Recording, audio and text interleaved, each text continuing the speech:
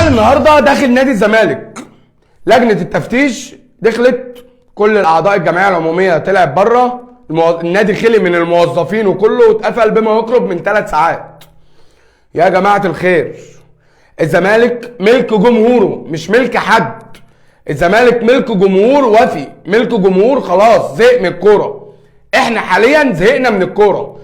انت قلت انا عزلت رئيس النادي. انا ما اعرفش اصلا مين حاليا رئيس ناديه، ما اعرفش مين رئيس النادي، مين اللي ماشي النادي، احنا ما نعرفش اي حاجه.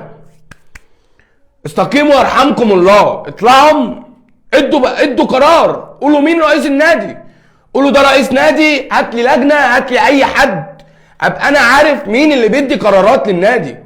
النهارده اعضاء الجمعيه العموميه النادي اتفض في خلال 3 ساعات، النادي كان متفض وتفتيش على طول. ما ينفعش كده يا جماعه، ده كده مش هينفع بالمنظر ده اللي الزمالك فيه، مش هينفع.